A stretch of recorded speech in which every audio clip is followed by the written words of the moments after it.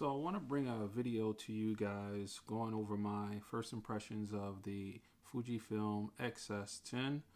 I've had this camera for just about a month. So after a little bit of time of doing some research and checking out this camera on a photo walk with my local camera store, I decided to pick this camera up for myself and wanted to give you guys my impressions of it after about 1 month of use. And I can honestly say the thing that I like the most about this camera is it's two things. One, it definitely is filling that void, and two, it's a lot easier to use than I anticipated being in the Fuji ecosystem, and that was one of the reasons why it took me a bit to pull the trigger on this camera after it was released. I was pretty excited about the grip. As you can see right here, my fingers are in there nicely. Now, I will say you see there's a small rig L bracket on here. That small rig L bracket definitely helps with the grip. The grip as it is pretty good, but your pinky will be floating, and I'll show you guys that right now. I'll take off this L bracket.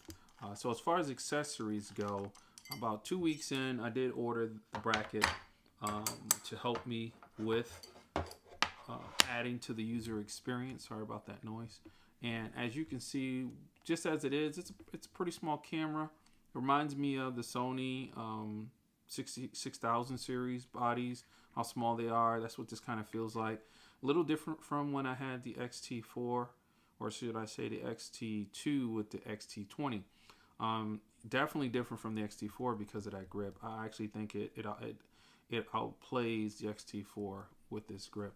So even with that pinky doing this thing, it's still very comfortable. I just wanted to add to the comfort by getting the L bracket, and it definitely does.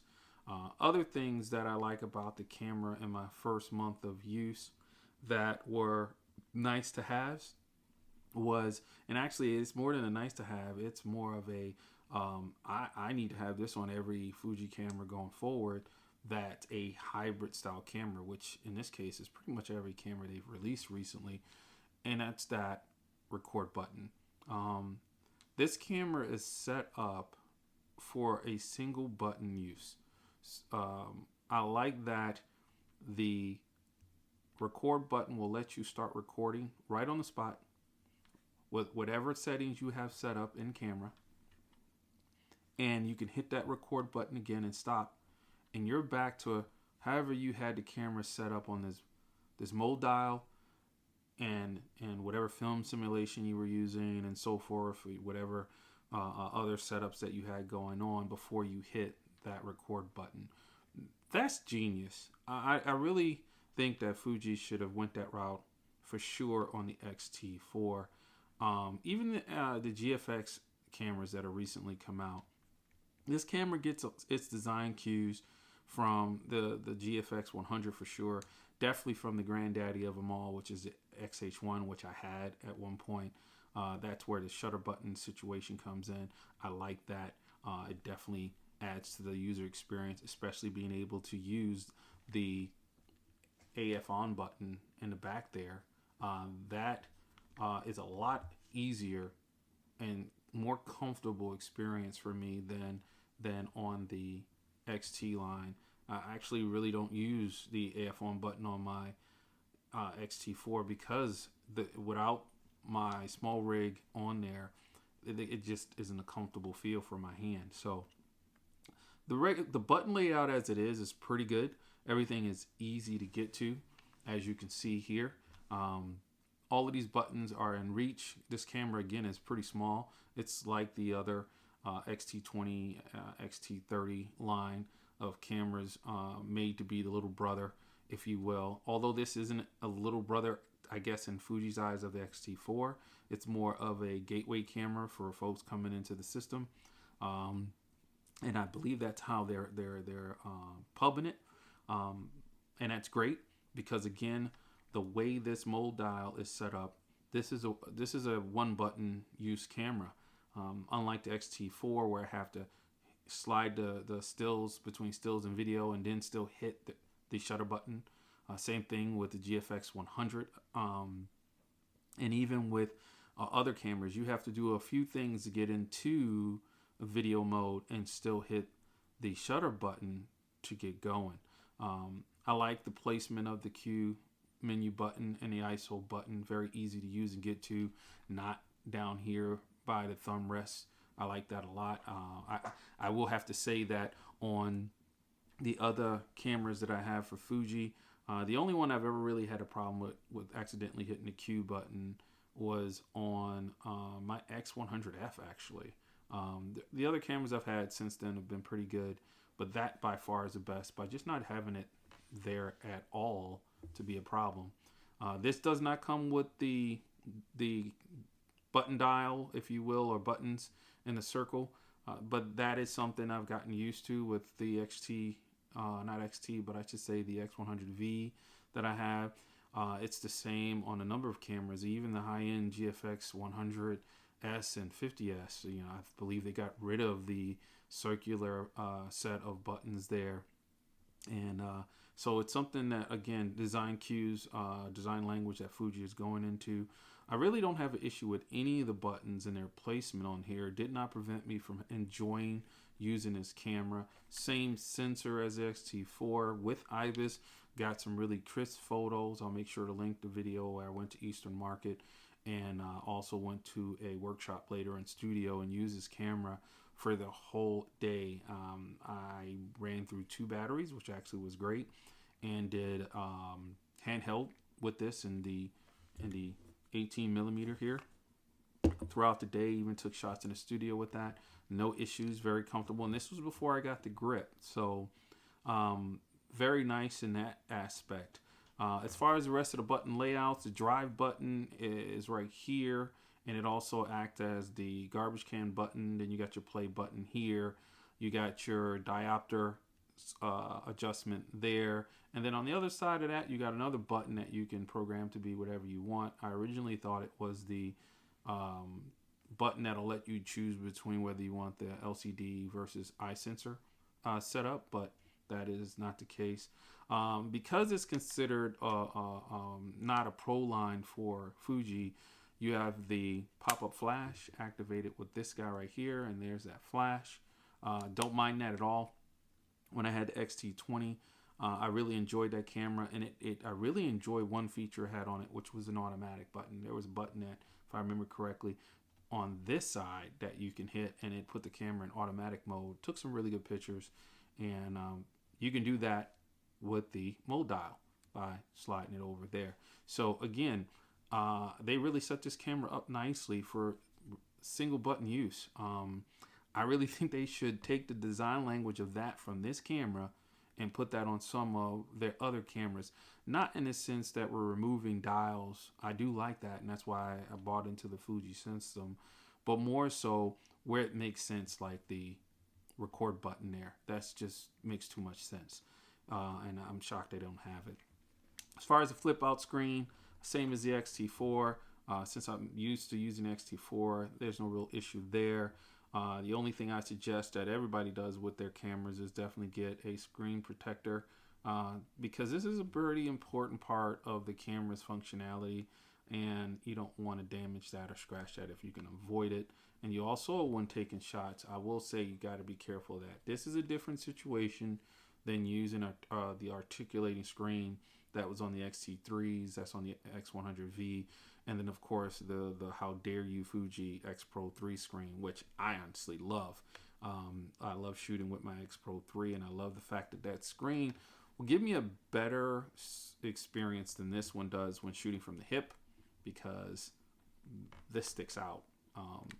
You can go in portrait mode and do it, but as far as landscape mode, I mean, you're going to have to do something like that. So you always have that screen kind of awkwardly sticking out there. That is a big difference between using a flippy screen that's more designed for videos and doing the whole selfie type situation. You know, that's where this is the winner of the two screens. But I will tell you, the articulating screen, hands down, is better for street photography style. At least it makes it easier to get certain types of shots, especially shooting from the hip. and not being seen as if you're taking a shot. Although I don't mind folks seeing me with my camera and know that I'm taking photos.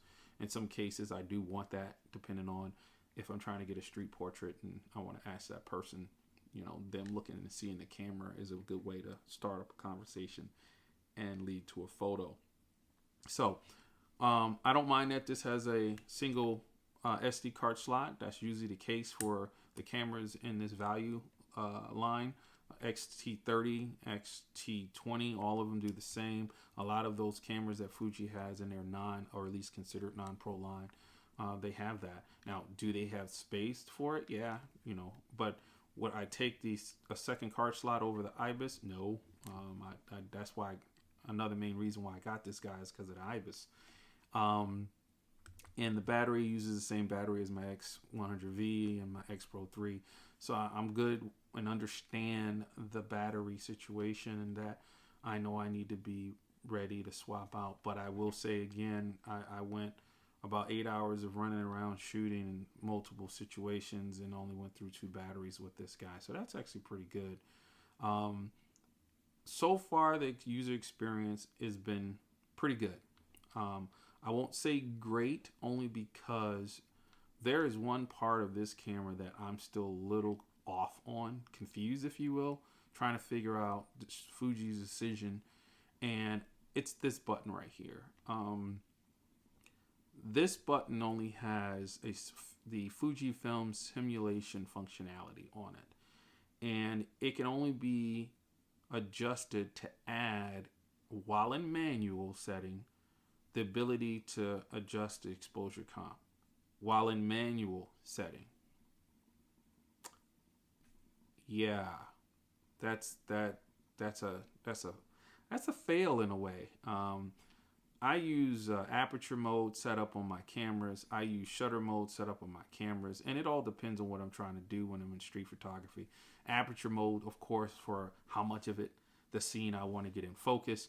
Shutter priority, because I actually want to control the motion in the picture, and I will use my exposure compensation to lighten or brighten the photo. My understanding of the exposure triangle, I don't know when I would really try to change the exposure of the picture while in manual. I don't know why I wouldn't use my aperture, my ISO, or my shutter speed to work the exposure triangle and do that. So it is there. I'm gonna play around with it some to get used to it, but that would be really the only thing that I'm confused on, and wish or hope in a future firmware update that Fuji will give you the ability to give this dial other functions you can choose from, especially when this little guy that I thought was the eye sensor can do more functions than this guy. I can put the film simulation on almost every programmable situation in here, but it'll also be here too. So yeah. So I'll leave you guys with that. Again, this is just a first impression. I wanted to keep this short. As I get more time under my belt with this camera, I'll give you a better review of this camera and my thoughts around it as I use it for street photography and vlogging. Feel free to leave comments, what you think about the camera, what you think about the review. I'm always like the comments that I get, and I definitely interact with the folks who leave them. Like the video, obviously, if you enjoyed it, hit that like button, blow it up for me. That'd be great. And then definitely subscribe if you like the content. So for me right now, this is a goal, and I'll just have to keep using it and get it set up the way I shoot. Program the programmable buttons other than this dial. Fuji, give me that. Come on, give me that. And we'll talk to you guys on the next one. Thanks again, and have a great day.